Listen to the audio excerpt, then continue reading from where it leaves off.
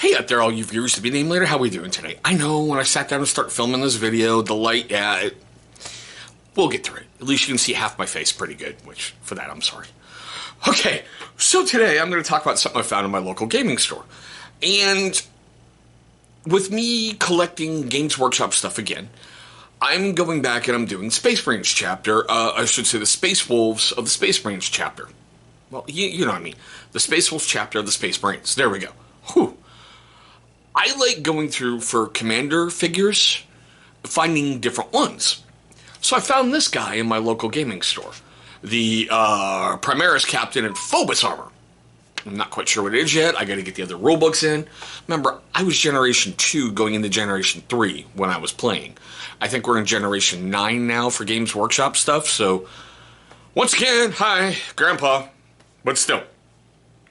Now, just like that other one I found with Ulrich the Slayer, I'll show you my miniature in a moment, fully assembled. I really like the fact it's a plastic miniature that comes with a neat little, well, I should say, it's based on a neat little sprue. Like, you know, model cars and other stuff that we've put together. And it gives you an assembly guide right on the back. Now, if I had paid a little bit further attention, I would have saved myself some clipping and other weird stuff. Because that little helmet thing caused me some issues, and I was like, this just doesn't look right. But I'm going to show you on the model in just a moment. Now, because it is the Space Wolves chapter, that I'm going to use them for, I probably should have clipped a little servitor skull off, but I'm going to go something a little different and just leave them on. Now, I love the fact, yeah, it's primed and already put together, and no, I don't prime my sand bases. I usually put them down while I'm doing the miniature, because I know no matter what, I am going to cover up some detail on the feet, and might as well get it over with early, right? But that's just me. For some reason, I don't like priming it. I usually do a wash, a little bit of dry brushing, a little bit of static grass tufts, done. And also, I'm not sure if I'm going to do a snowy world, an apocalyptic world, a barren world. I'm not sure yet, but whatever it is, that sand in a future video, you will see. Now, like I said, I could probably trim it off right there. You know, easy peasy, little bit of an X-Acto knife, get the mold line off. But I figure, why not? Let's do something a little different. Like I said, I love the fact that they've gone to plastic miniatures. It just makes assembly a lot easier. Granted, the likelihood of you gluing your finger to a miniature increases tenfold.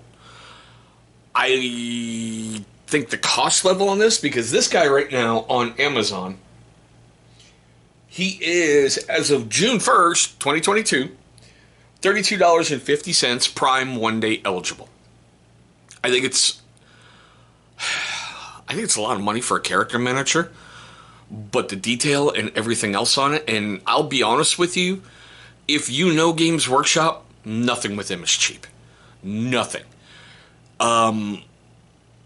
I'm having basically heart failure looking at paint costs, but still. Now, like I was talking with the stuff on the back. Okay. This little bit right here. Oh, yeah. It's like the side piece of the cloak that fits right into the helmet. And if you see that belt, it fit nice in a groove that was there. I was kind of in a hurry to get it put together because I really wanted to get paint on it. But of course, my local gaming store doesn't have the paint that I need to do the Space Wolves chapter right now. So I am painstakingly waiting for these pots to arrive. But if I'd have paid attention, there was a groove on that back. And later on, I took a look at it and went, yeah, none of that's making a lot of sense with it hanging out there. That it's weird. Then I took a closer look at some side parts and some other bits on Games Workshop site, and I went, oh, F me running. Had to bring out the wire clippers, snip, snip, and he is back to his full glory. Now, granted, there's some spots on there that I know I can see with the split in the mold, but that's on me, and I knew I probably should have done green stuff before and everything, but still. I don't know what part he's going to play in my army, but he's going to have something in my army. I just, like I said, I love that character detail. Plus the fact, I know it's probably a bolter round hanging off of there, but I'm sure I can convert that into a tooth somehow. Make it look that way, and it fits right in with the Space Wolf stuff. I know he is with the Ultramarines chapter, which is like the baby face of the Imperium, you know, the goody goody two shoes, buy the book, everything else. And also, well, it came with Ultramarine transfers. I don't play Ultramarines, never have. They're easy to paint, the straight blue, straightforward, there you go, boom, done. There was just something about Vikings in outer space and power armor and fully automatic weapons that instantly attracted me to the Space Wolves, and I went, I'm in love, we are going to play with these guys. But okay, now, we're at the part of the video that I love. I mean, unfortunately, I don't know how much, and oh yeah, by the way, they give you stats down below. They don't give you points cost because you're going to need to go to your codex and figure that out. And I do have Space Marines codex in, so we will be covering that in a future video. Yeah, we're kind of covering me rebuilding up my army from scratch. We kind of are. I think I'm going to be putting the Star Wars X-Wing on hold. Simply because they did some drastic changes to some things, and that's a whole nother video. But I think a lot of this playlist is going to be me building my army up from scrap. I'm going to go it slow because I want to get a unit and paint the unit. I personally have no problems playing with primed miniatures. You can't do it in a tournament, and some local gaming stores have a rule. If you're going to play on the board, you've got to have at least 3 colors on there, which last I knew, way back when, was Games Workshop's grand tournaments. You had to have at least 3 colors. So 3 isn't that bad on a miniature. If you do a gray, a metallic and a black, you're done. But still, we're at the important part of the video for me. I want to know your questions, comments, love, hatred, and anger, all that fun stuff right down below. Do you play Games Workshop games? Do you do 40K? Do you do Age of Sigmar? I mean, I don't know, do you do Kill Team? I understand they're bringing out Horus Heresy. So I think that's cool that they're going back to basically the founding of the Empire.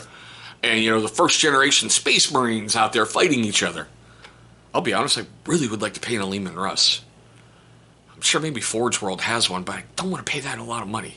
But still, that's just me. I know it sounds weird with all the knives and everything else I brought to my channel. But, like I said, I want to know all that stuff down below. Do you play? I mean, what chapter do you play? You know, what race do you play? Leave me those comments down below. See if we can get a conversation started. But okay, so if it made you laugh, made you cringe, made you cry, made you do any of that during this video, which some of you, I know I did with all of them, please hit that big old thumbs up. Only going to show love and support to the channel, and I really truly appreciate all of you. I know we're going down a weird road with this, and I appreciate you guys giving me your time with this interesting little journey. Okay, so we're not going to do the usual little wrap-up at the end. I think I've kind of eliminated those. You guys know the big channel symbol is going to pop up. Click it, go to subscribe. You're going to have videos popping up on the screen. But with that being said, I just want to thank all of you for watching. I hope you're having a great day, a safe day, and I'll see all of you in my very next video.